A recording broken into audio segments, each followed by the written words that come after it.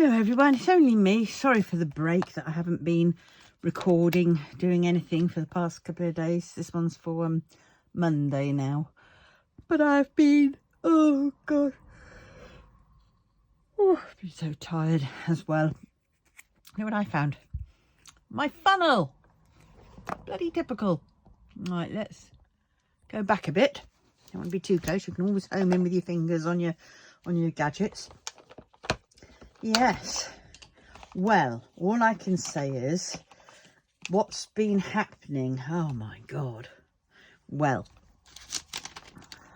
find these perforations. Where's the first one? There it is. Problem is, you can't see where your line is when you perforate and do the perforation bit. But hey ho. Right. So for the past 2 weeks, I cracked my head, well, banged my head on the corner of the, here we go again. I don't know where my pen's gone. Oh God, I should have looked for that first off before there it is. Right, so I banged my head on the corner of, like the fireplace bit, because in my kitchen, because it's so small, it's absolutely ridiculous. You can't, I turned around after making my cup of tea and my head banged it. And it didn't hurt. Well, it hurt, initial hurt, but it didn't, there wasn't any pain as what I thought there should be, you know, long-lasting pain. And I thought, oh, okay, so that's fine. So I ignored it and got on. Then I've noticed I've been a little bit more wobblier than usual. And, I mean, my balance is usually pretty off anyway. And so I, what did I do? Yeah, so I didn't think anything of it. And then, about a week after that, I fell down. Went vroomp. It was like my foot wouldn't go up high enough to step over something, and it just sort of kicked into it, and then that was it. I was down on the floor, and that wasn't very pleasant. That hurt more than the head bang. And then after that, I noticed that I was, the other night time when it was a lot more quieter. I mean, I get tinnitus anyway, but last night, not last night, the night when it just got, it was so quiet, I could hear this whoosh, whoosh, whoosh, whoosh, mainly in my left ear. And I thought, oh, that's different. It was going in line with my heartbeat, which was very, very weird. So, of course, you Dr. Google it, or in my case at the time, I think I Dr. NHS cited it. And it basically said to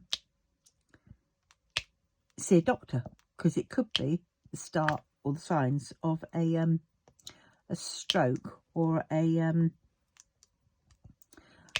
aneurysm or something like that. Freak out. So I managed to make an emergency appointment with the doctors, but ended up seeing this other lady instead. I think she was like a nurse practitioner, but a bit more up, you know, lower than a doctor, but higher than perhaps a nurse practitioner. And she did some tests on me and everything else. And then she gave me a letter and said, right, you've got to go to A&E and have an MRI. And I'm writing this letter out and you've got to go there. But you had to make your own way there, which was a bloody laugh. And so I couldn't get hold of my son. He was at work. And then I managed, my friend, she took me, bless her, she's a star. She's so funny as well. We get on like a house on fire, really. And she took me, and we got up there. We got up there around about 5 o'clock. Had an assessment where they just logged you in, gave you a wrist bracelet, but they didn't give me my red one that I should have had for my allergies or whatever else. And anyway, and then we had to wait for triage. So this was about 5 o'clock, a little bit after 5. And So we were logged in about half an hour after we'd arrived. Then it was about a couple of hours before we even got triaged. And then we had to wait for the doctor. Now, I don't know about you, but there was me thinking, okay, they're suspecting I might be about to get a stroke or an aneurysm, an aneurysm has burst. And you'd thought that'd been a bit high priority on the old triage thing. No. Basically,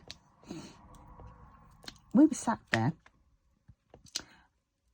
from 5 o'clock in the afternoon through to, was it around 3 o'clock in the morning, when all of a sudden, who walks in? And I spot him. I went, what the hell are you doing here? It was my son and his girlfriend. I couldn't believe it. I thought, blimey, talk about family affair. And apparently his partner's got really bad tonsillitis, and she was really struggling. I mean, very, very bad. Not at all nice, it wasn't. And so they'd taken her up there to, because it being weekend, and I mean, she couldn't breathe through her nose, she couldn't, her mouth, you know, she was bright red in the face, bless her. She wasn't well at all, she couldn't talk. I don't think she could swallow even, because it was just so raw. And, you know, having had tonsillitis before, it's like, oh God. Yeah, not nice. And if you leave it too late, it'd end up like my friend. She had tonsillitis, and it started her, when they opened her mouth, the back of her mouth was practically black, and it was really swollen, and they raced her into hospital. That was my friend a few years back, possibly a couple of decades back actually, so that's more than a few years. But anyway, so she was sat there, but while we're waiting, me and my friend, we were just trying to make the most of it. I had all that nervous energy that was sort of going around and joking of everything and stuff. We were chatting to people near us and joking on, and it seemed to become like a bit of the entertainment in the A&E. And yeah, and then finally about 5 o'clock, I think it was. No, it must have been a little bit before then, about 4:30. Yeah, about 4:30. The lesser spotted doctor appeared. We saw a lot of greater spotted nurses, and one who, I'm sorry to say, but she had the smile which lulled you into a false sense of security, because then her attitude changed, and I can only describe her, she became Irma Grease. I'm sorry, but if you don't know who Irma Grease is, look her up. But she did. She was absolutely, you know, there's one poor guy who'd had a fit, and all of a sudden, you know, the nurse that was dealing with him left him as he was about to slump off the chair to go and call some people to help. And then all of a sudden, you know, even some person who sat next to this poor bloke was had to help. I mean, she was a patient, she was in pain herself, but she had to help to prevent him from falling off his chair at that time, until at least, you know, some people could get to him and help him down, you know, safely. But it was, oh, it was a farce, it really was. And all of a sudden there was like 10 people, 2 security guards who came wandering in at a later date, you know, later times, probably a few minutes in, and it was like, oh dear. But this bloody nurse, the nasty one I call her, she was there basically kneeling right near him, you know, practically on top of him, you know. And now my thought is when I did first aid, if somebody was having a fit, you basically moved them away from anything that could harm them and just let them, you know, do its course, kind of thing, while keeping an eye that, you know, that everything's, you know, that they're okay and everything else like that, you know. And then you get the medical help, should we say, and stuff like that. So then he can be checked up after. But no, she was basically practically kneeling you know, so far onto him, and they were all giving him claustrophobia because they were all around him, and they were all saying different things to him. But yeah, my Grace one was there saying, you know, oh, stop doing that kind of thing. You know, you're upsetting everybody around you. Now, I was absolutely, that really shook me. I thought, don't you put that onto him, you stupid mayor.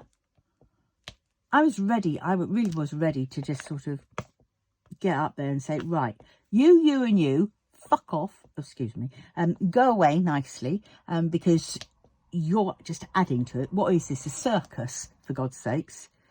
Everybody else already in this flipping waiting room is so bored with waiting that when something happens like this, they're all akin. It's like watching these bloody enders. And so you go away, you go call at least a doctor or something, and you, Irma Grease, sod off and give him some space. But no, and they got out this, they had one of these boards, they were itching to use it. One of the nurses, the same nurse, because there was another person who fitted out as well, because it was so warm in that blimmin' waiting room with all of us in there. It was so warm, and it was no wonder they bloody well had fits, because they basically overheated and their system went boom. You'd have thought somebody would have sorted that out, wouldn't you? Worked it out. But when you first go in there and you ask the nurses, you know, first off, waiting times were like 4 hours. Well, 3.5 hours, tell a lie. Then it was 4 hours.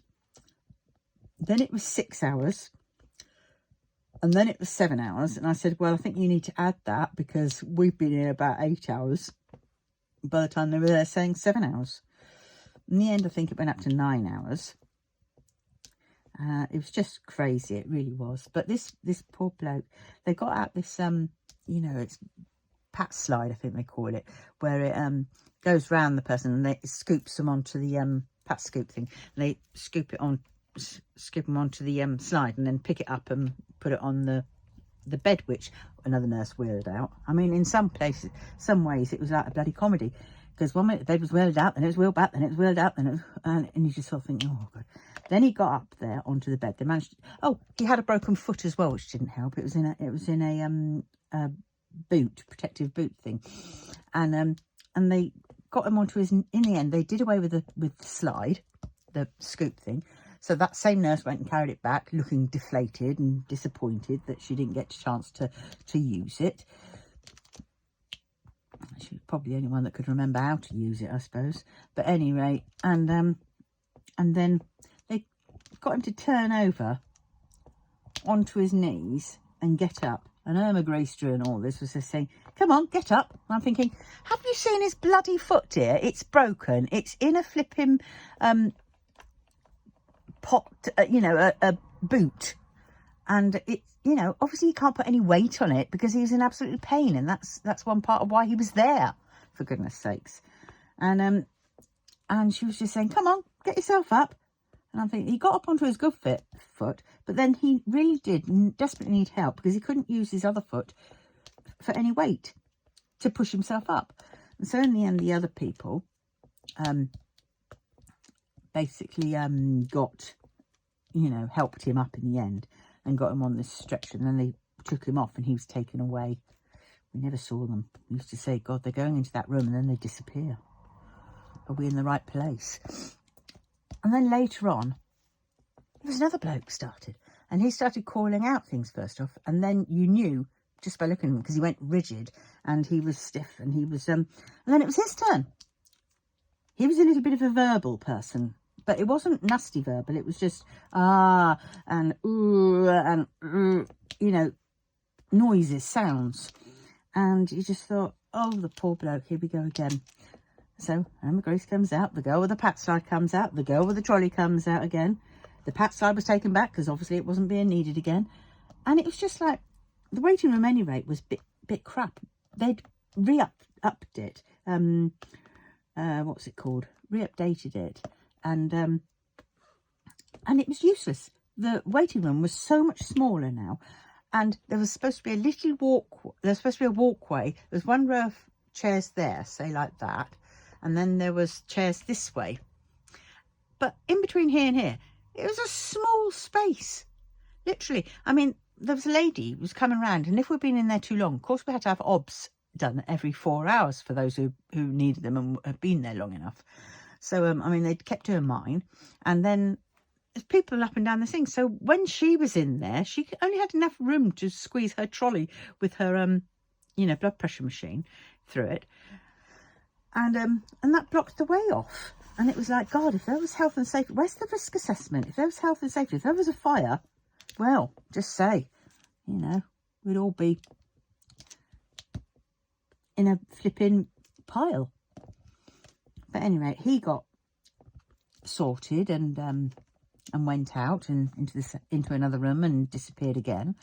And I thought, bloody hell, what they should do is say, if anybody is epileptic or feel that way, then we'll find a place which is perhaps not in the thick of it with all the other people, where the heat, or they should turn the bloody heating down. But at any rate, well, that's what I was doing. But there was a lovely girl there who kept going around and asking us all if we wanted tea and a biscuit, or tea and coffee and a biscuit. And of course, I was gluten-free, and I'd only had a slice of bread that morning, because that was all I felt like. And then, of course, since 3:45 in the afternoon, I was at the doctor's and the start of the journey, and so I hadn't had anything. And they said, oh, we haven't got anything gluten-free. And I'm thinking, okay. And the thingamajig was shut. They had a few sandwiches and biscuits, packs of biscuits underneath, but they were quickly went. There was one couple there who was just, he was just working his way through them. And yeah, so it was, so they didn't have any. So what they did was they managed to went off and said, we might be able to find you a pack of crisps. I said, anything, as long as it's gluten-free, I'm fine, apple, whatever, anything. But I said, I'm also type 2 diabetic, so I definitely need something, because I'm starting to feel that, when you get that bit of shakes and stuff.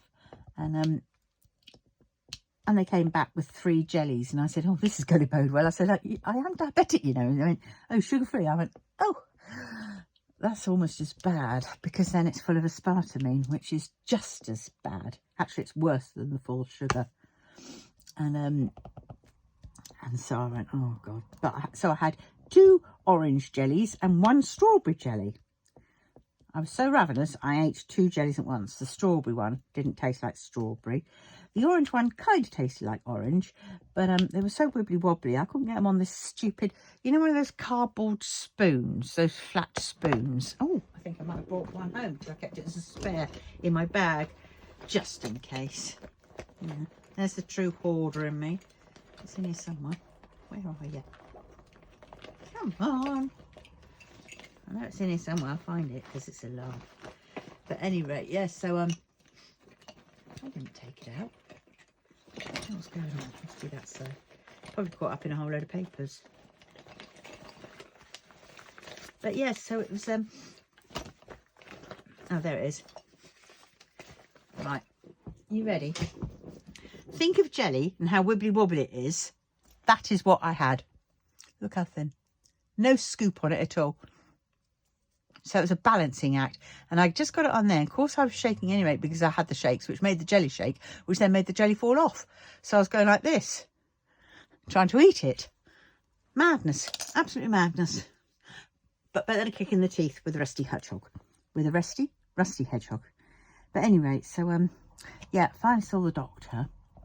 And he gave me the surprise of my life, he did. He said, right, we're going to send you off for a CAT scan. Because when I first went into the triage, I said, well, they suspect that I might be having, about to have a stroke or an aneurysm. So I said, because I said, well, if they aren't going to do an MRI, because she said, oh, we probably won't give you an MRI. And I was thinking, well, it's weekend for starters. So, the chances are of that is pretty slim anyway, I should imagine. And they said, oh, we probably won't give you an MRI, just to see what the doctor says, And I'm thinking, I've been sent up here to get an MRI scan. And now you, a humble nurse, is there basically saying to me that, oh, they probably won't give you one. Well, A, you're only a nurse, so, you know, you shouldn't go around telling people that. But in the end, she went off to go and talk to a doctor. And she came back and she managed to find a doctor. Crazy, isn't it? Probably because they're all out the back room talking and gassing. Because when I did finally go and get to see that doctor, I could see out the back and there was a couple of nurses just standing there chattering about holidays and things. And I thought, oh, that's where it is. And so, yes, so what happened next? Then they oh,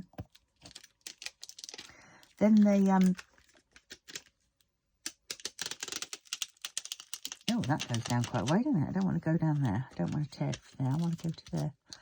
But yes, so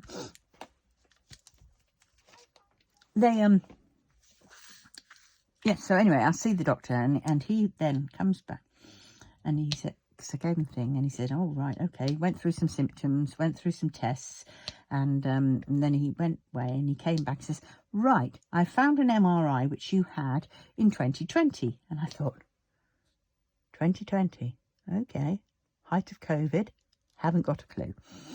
And then he said, oh, yes, you had hearing loss. And I went, oh, yes, that's when I had the sensory neuro hearing loss that they told me about. And do you know what? It all works out. It all bloody works out. Because in 2020, I got diagnosed with sensory neuro hearing loss, and I had to have all kinds of things because that was when my balance started going, and I also started getting ocular migraines. So it kind of is all fitting into place. But you see, I never was told about those results of the MRI. And he turned around and says, right, you have a thing which they found then in 2020. It's called AICA venous loops.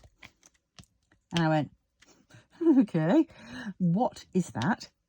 And he said basically that I've got some veins or whatever, arteries, I can't remember which, in my brain, and right near in my ears, and they sort of loop. And he did say that they weren't supposed to loop, or they were bulging or something like that. And of course, bulging is an aneurysm type thing, isn't it? So I don't know, but anyway, so he said, so I went, bloody hell, that's quite important. I said, why the hell didn't they tell me about that?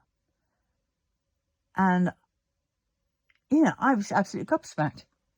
I thought, for God's sakes, I went to all that effort, and I remember that MRI now, because I was in there and I was having panic attacks because it's claustrophobic as anything, and I really was. It was horrible, and so yeah. So now, and he said, you know, it causes balance. I went, oh, for God's sakes.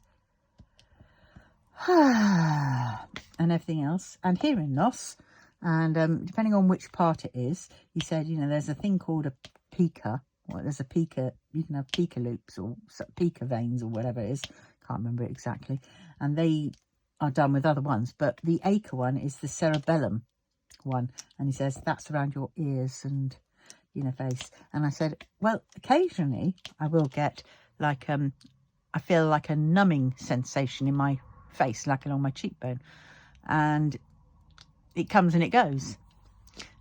And you know, the first time it frightened me, and I went, ooh, heck, but thought nothing of it because it went.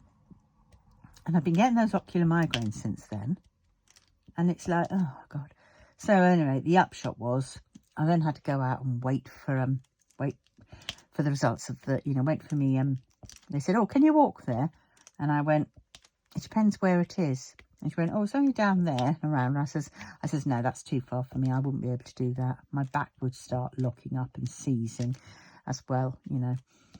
And my balance is pretty crap. So she got me a chair. And in the end, she said, oh, actually, I'm glad I got you a chair. Forgot how far around it was. And yes, it was quite a way round. Got that, did that. And came back and then had to wait to see the doctor. I was thinking, oh God, here we go, here we go. And then yes, I was eventually called, and the doctor said, oh, that's when the doctor said that he was happy with the CT scan. I always call them CAT scans, but well, CT scans. He was happy. There was no bleed. So that was obviously from the head bang on my head. They thought I might have had a little trickle or slow bleed. And he says, but I still want you to have the MRI. So not only did I get one scan, I got two. I was getting two. And I thought, oh God. And he says, but don't worry, I'm happy for you to go home now because there's no imminent sort of bleed as such and stuff. And he says, just take it easy. And he said, and I will send at the beginning of this week for an MRI for you to get done this week. So we eventually came home, got home around about 6, half 6. My poor friend, we had to try and put my scooter together as well. We made a bit of a noise doing that. Oh well. And I vaguely remember how to put it together, but the last time I tried, it didn't work. But then, having said that, I've forgotten that the bloke had what's it called? He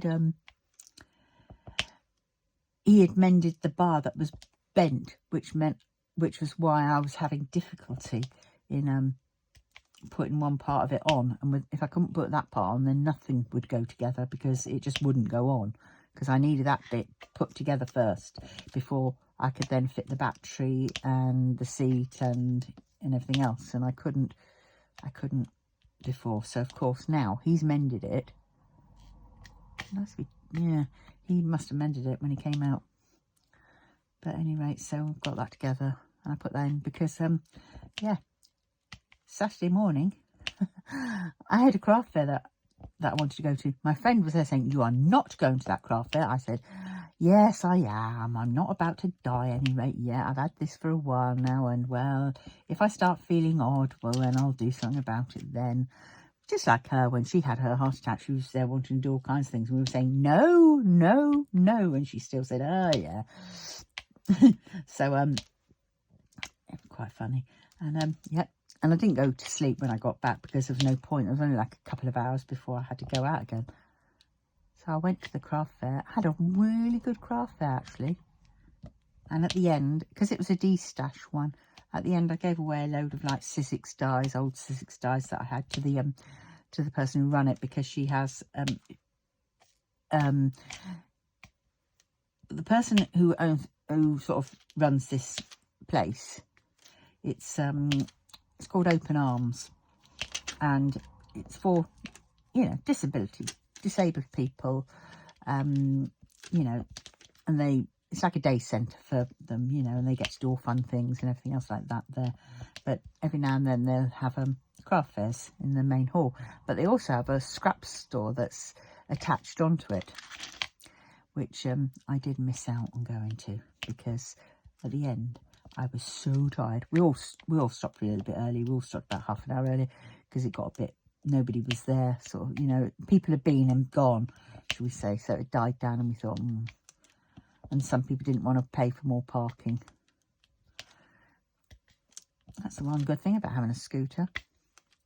And so I loaded everything up, took some back to the office, and lugged it up the stairs. Oh my God, that was pure hell.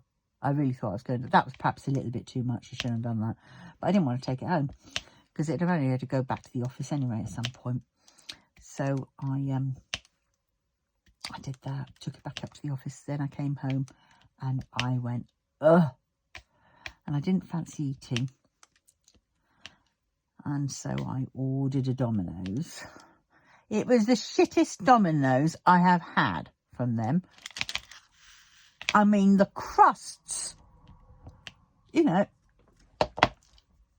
pizza, because I get gluten-free one, pizzas like that. And basically, it was like, when I've had Domino's before from them, I've had like the puree sort of right near the edge. You know, there's been about that much edge of crust, which is fine. This time, there was about that much in places, you know, and that much in places. And it was just, and somebody who put the pepperoni on, I didn't have as many as I usually have. And the ham was just like thrown on. And there was a few token half bits of mushroom. And I was well unimpressed. And the chips were also pretty cold. And I was like, So I was not impressed with that. But well, and then I went to sleep. Oh yeah, and another thing. Another thing I came home to and I went, God, it's a bit bloody chilly in here today. I thought it's been chilly this morning, wasn't it? It was chilly all day, you know, and stuff. Even with the sun out, it was really quite chilly, especially at 8 o'clock in the morning.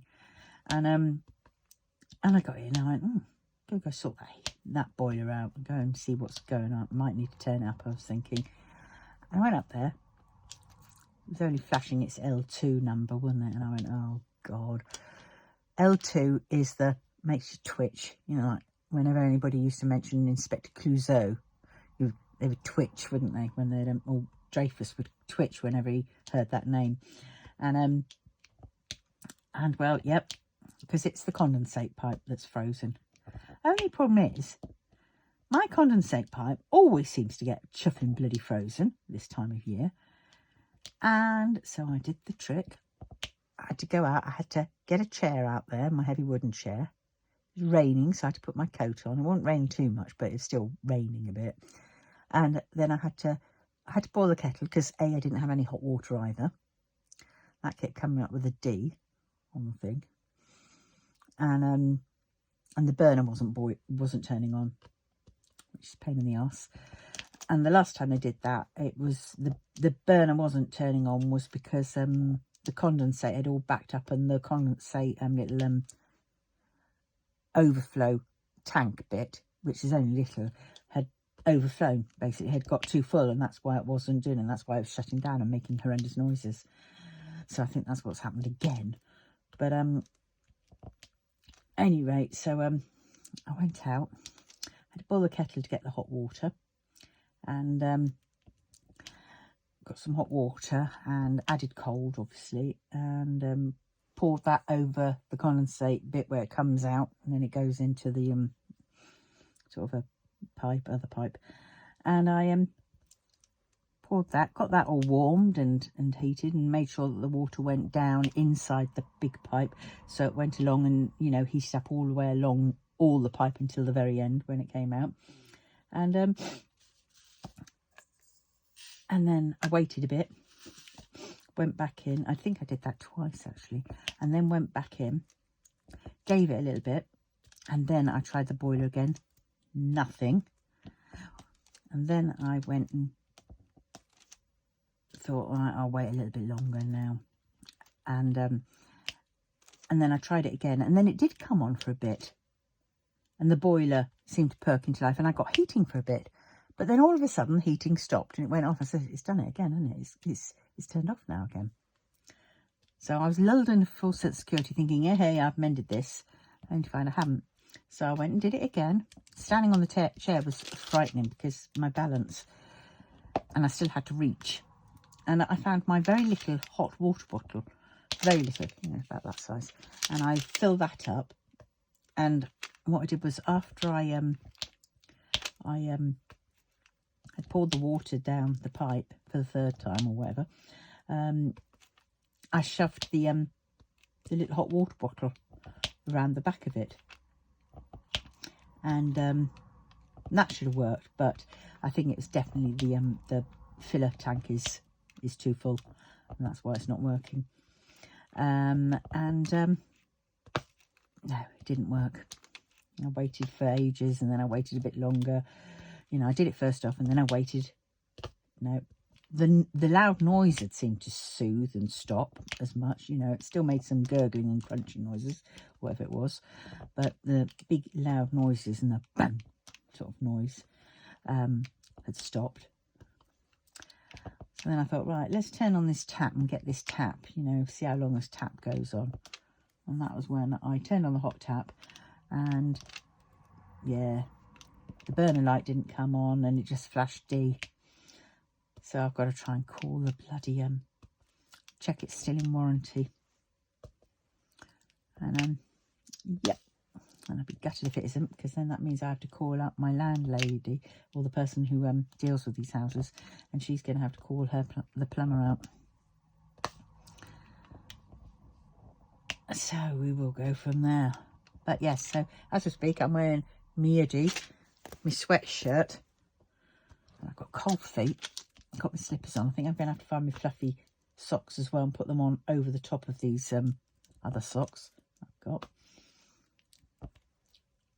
Yeah, so it's so I've been having fun and games. Maybe I should get a lottery ticket.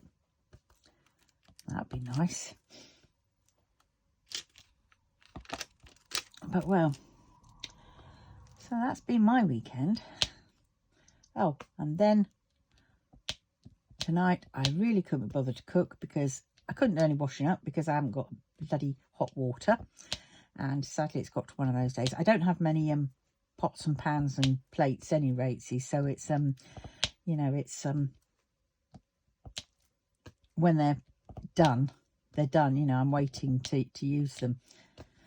You know, I need to wash them up, and I can't boil hot kettles and keep doing it that way, because the last time I did that it was just like 4 kettles worth, and it was just horrendous, and I can't stand up for that long because my back was just really bad. So I decided I would get a curry. So I got a curry and it was lovely, absolutely lovely, and I've still got a little bit left over, which will go into the fridge for tomorrow's lunch, because I have it cold then. I don't mind it cold. Yeah, lamb korma.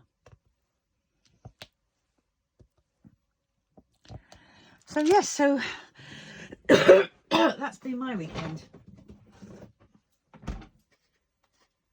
I'll have some more water.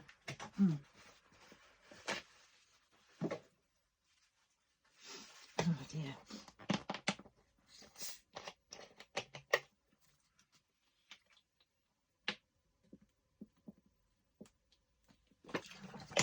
At any rate, how has everybody been? They've had a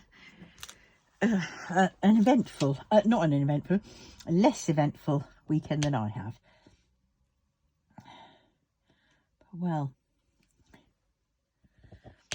we'll see what gives. This painting is Catana, and look, I get fed up. I stop Make-A-Wish Take a Bite because of all the blasted black. And look! That's how I feel though. Look at him carrying a big sharp knife. No. All right, but it's quite. But oh, my friend, she is so funny. She's so funny. Oh, poor love, she was so tired, and then she realised she hadn't had her tablets. We didn't expect to be there that long, you know. We expected 3-4 hours, but this is why I absolutely hate asking people for me to you know, to help take me places, because it's like, you know, if it's not family, should we say.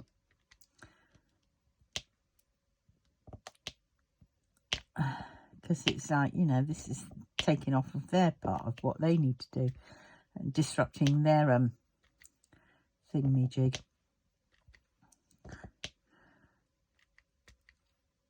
But I think when my money comes in for next month, we'll go out with Anthea and go and have a meal. Maybe go to the cinema. That might be nice, as a way of a thank you. But well, we will see.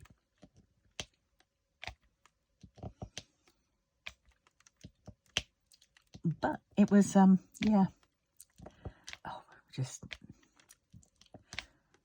joking away. Of course, she didn't have a proper. She's got a dicky ticker, and she had to have this tablet, and she didn't have any in her bag, and I'd forgotten to take my tablets, put my tablets in my bag. So we were like, oh God, what are we like?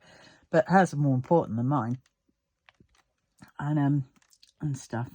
And so she in the end said, right, I've got to go and get one. I'll try and get them to prescribe one. Of course, she had to go through Irma Grease. You will not have anything. You will bugger off. Oh, whatever. I don't know. Oh, good point. But it was so she came back. She had her wrist strap on and everything else. And then she was waiting to see triage. So she went to she got triaged, and that was pretty quick. And then she said, this is all I was waiting for. Was I waiting for it to go to my CAT scan? I think it might have been. And then she came back, and they basically said, well, she still have to see the doctor before they prescribe her this tablet. I was like, oh, for God's sakes. So she said, well, if you come out before then, we'll be home and I can get it from home and it'd be a lot easier and stuff. So it was like, oh God. And yeah, I did get out before her. So went home. But oh dear, driving back was a scream as well, because it was, she said, oh, I don't know, you know. Oh, I gave her some rescue remedy halfway through to help calm her down, calm her heartbeat down. And I said, this is how I passed my driving test with all this. I said, you'll do it. I said, I had more than you. I gave her 4 drops. I had probably about 5 drops, 6 drops, 7 drops. I just went on and kept on having them. And stuff. That's probably why, when I was taking my driving test, I decided at one point I was going to stop because I got a bit too hot. And I flipping hate it when they jumped out like that. And I stopped, pulled over at lay-by, stopped. He was just looking at me, wondering what the hell I was doing. And I took off my jumper and put it in the back, re-strapped in, mirror signal manoeuvred, and went out again. And continued as if nothing had happened. But then, I think it must have been the rescue remedy had kicked in, because we had to reverse around a corner. So, there's me. I pull up outside this person's with a hedge, big hedge it was, and I started reversing around the corner. And I thought, God, that's weird. Somebody's got hedge trim out on that bush. But it seemed to coincide every time I put my foot down to go and, you know, clutch up, you know, gas down. And, yeah, it kept coinciding with that. And I thought, that's very weird. In the end, after several times, I even mentioned it, I said, Pammy, can you hear that hedge trimmer? It keeps going off. Every time I go around the corner, it sets off. And then he pointed out, says, you're basically not in gear. I went, oh. So then I got in gear and I went round and I did it okay. And then we drove off and did the stop. Oh, I didn't like that bit when he shoves his kickboard on the old dashboard. And I stopped, emergency stopped, in control, as and when. You know, none of this sort of like going on for too long, as you're slowly stopping. And I stopped enough not to give whiplash. Well, not noticeable whiplash, we say. And then as we're going back to the centre, he then gets me to pull up out just outside the centre and park up on the side.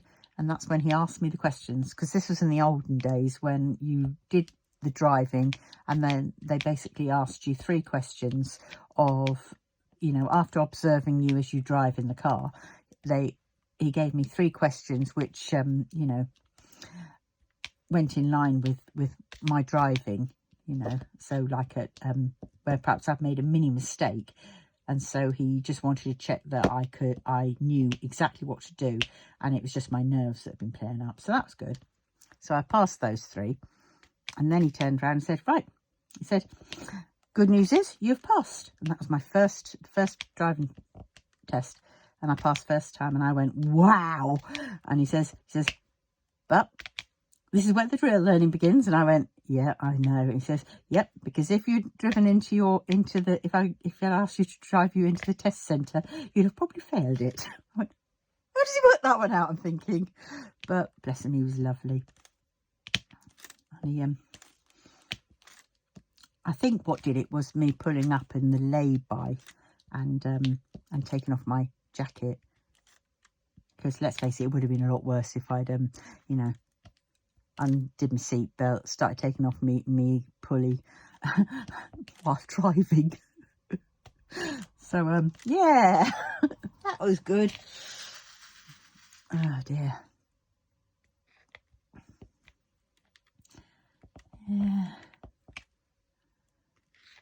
So it's been a rather eventful weekend. I'm so tired now. But of course, I'm starting to worry a bit more now because I'm thinking, okay, so I've had this thing and it's now all making sense, some of the things that have happened. And I'm thinking, God, any moment at that point, I could have had an aneurysm and it could have just burst and I could have died. Or I could have had a stroke. And I'm sure I've had a couple of mini strokes. I'm certain of it because I had very strange feelings, and I've also had the numbness and the very strange feelings, the weakness and stuff. So I'm thinking, oh my God.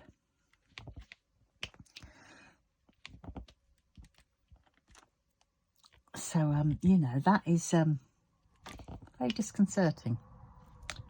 I know in the olden days they didn't, you know, they tried not to tell you too much, fear of scaring you, and they didn't have to, but now they do have to, and I think that is a pretty big thing that they should have told me.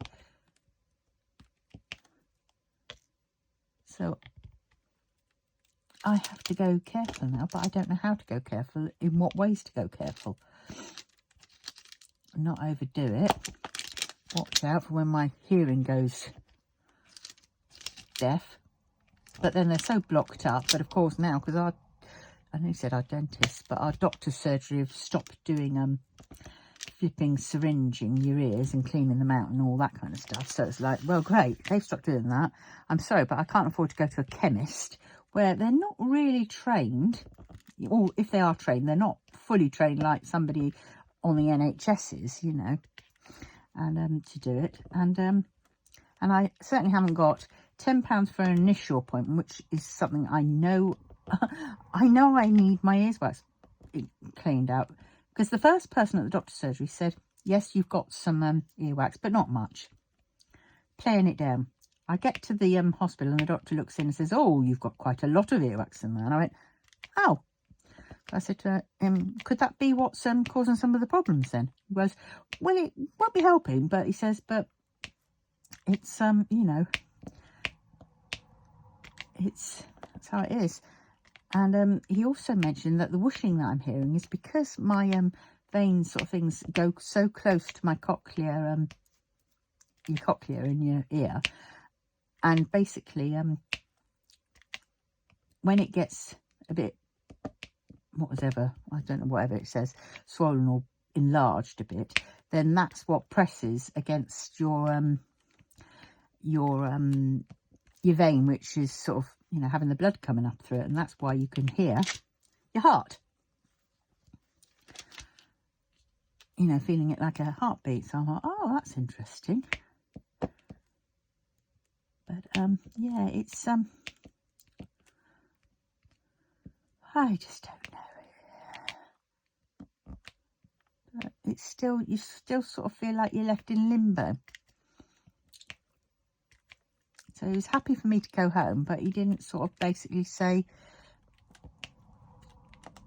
He was lovely though. He was a very young doctor.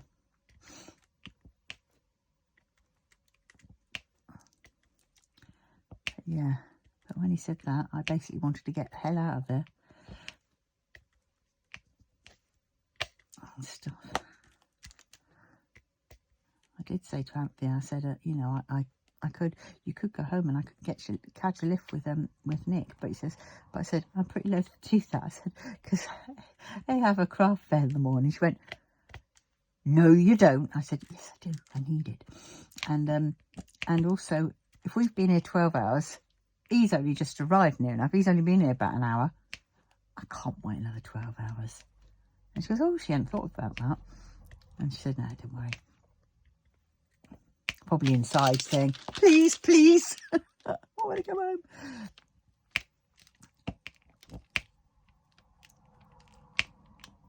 But well. Oh dear. Oh, this is annoying me, this is. I'm getting hot now because I'm leaning on this light pad. Ah. But well, and it's just black I'm doing as I'm wafting away. But well. Oh, and then they go bouncing out, don't they? Just like that. Get in there, you naughty. Have I got you in the right way or are you upside down? I can't tell. But I'm recording. I don't know. I'll have to see later. Black is the worst one for that because you can never tell. Oh God, especially when they keep moving. It's because this canvas is just so slippy. See, look, where's it gone? It's just so slippy that it's just easy to. And I have tried to de-slip it a bit. De-slip it. See, I can't think straight. By getting a cloth, a sort of a tea towel. Oh, and I used the side of this thing and just basically doing that just to sort of try and take off a little bit of the stick. But oh, look.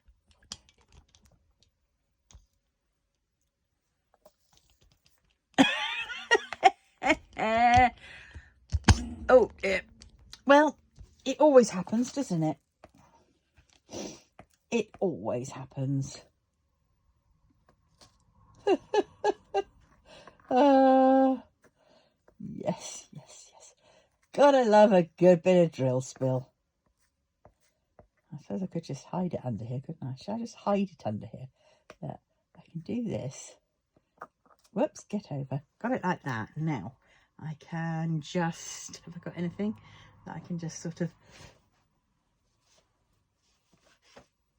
Yes, this'll do. This'll do nicely. Just go.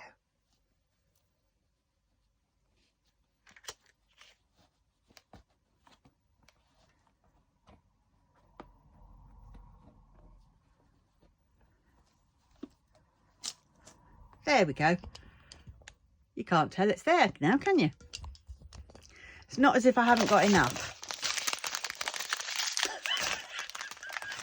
Oh, I found some more there. No, let's do the proper thing. I do love this thing. Oh, the noise.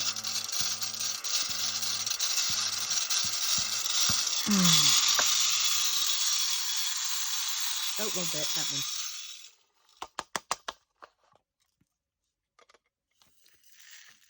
There it goes. Just like that. Just like that. Let's get that one out. Don't want that one. Can't get it out with that. I need a pair of tweezers. What is it? Is it a drill or is it? Yes, it is a drill. Yellow drill. Don't know where that one came from. 3 paintings back, no doubt. Right. Right, I think I've now done that. Look at that. That's just bloody ridiculous sitting out. And then I go and try and push it up a bit. And of course, because it's the it's on there. Oh, it'll work. Right. Had a caught up, had a catch up, I mean. I'm going to take that off there because I will then lose that and forget it's there. And tomorrow, hopefully, my what's it called? My needle punch frame will arrive. So I'll show you that before I do, before I get on and do another little bit of this. But well, so on that note, thank you so much for joining me and putting up with me and hearing me ramble on about what's been going on. But thank you for your thoughts and your prayers and stuff. And yes, I will live to fight another day, as they say. But hey, when it's your turn to go, it's your turn to go. And there for the will of God go I, or whatever they say. Right. So me and the pussycat. Oh, God, yes. Before I go, I'll just tell you about the cat. Oh, my God. Cat luckily was outside. Now, of course, before I knew my son was going to turn up at the hospital, I I texted him and said, you know, oh, could you let Ted in? Ted's my previous cat. He's dead. Jesus. Let Desi in and feed her, because she's been out all day and it's getting cold. And of course, then when he turns up in the hospital, I see him. I go, oh, so you didn't get round to feeding the cat then for me? He went, nope. I went, oh, right, okay. He could have done it though, because he turned up at the hospital about, as I said, 3 o'clock. So it's like, yeah, okay. But yes, so so when I got home in the morning, the cat basically didn't come anywhere near, and then eventually she came and she mewed, and I looked at her. She came in. She was there, begrudgingly came in. I said, look, I've opened the door. Get yourself in, or take yourself out again. I says, I'm beyond care now. And she begrudgingly came in, and I fed her, and she took her time. She didn't want to feed that. She kept looking at me. And then ever since then, she's then when I went and did the craft fair, she was inside then, and then I came back, and she's been by my side all throughout. Granted, some of it's because she's bloody cold and she knows stick to the fat person and she'll warm up. And also the fat person is wearing the hoodie that she likes to sleep on, which has been keeping her warm. So I thought, oh, great. So now I've got a flipping third appendage, which seems to be the cat, who takes up all the bed. How come you have the bed? You're in it right where you want to be, on your, you know, on your side, so to speak. There's another side, but it's, yes, granted, it's got books and things like that, and iPads and all kinds of things, but there's still room for her. And what she does is she comes to your part, and you say you've only got this much left, and you're in the middle part of that bit. She will then come and sit that side of your legs, and then she basically pushes you further and further off. So then you're ending up on about a slither, literally about like that size piece of bed, and you can only fit one leg on that, and the other leg is sort of dangling precariously off the side. And why is it we don't like to move them that much? We think, oh no, they're asleep, I don't want to wake them up, but yet they woke you up. So why? So in the end, I just went, sorry, Ted, I'm doing it again. Sorry, Desi, you're going over. And then, of course, I lie me back for a bit, and that she seems to think is signs for her to come and sleep on my tummy, which is all very well. It's lovely when she does that. But then it makes my back hurt, because then she's like on the bit which then my back is then flat, and it's absolute agony. Then it stiffens and locks. But anyway, I'm waffling on now. Enough of the waffle on. So from me and Desi, thanks for watching, and please, if you wouldn't mind doing the like, commenting, subscribing definitely, and sharing, and I will see you in the next one. Tutty bye. Bye.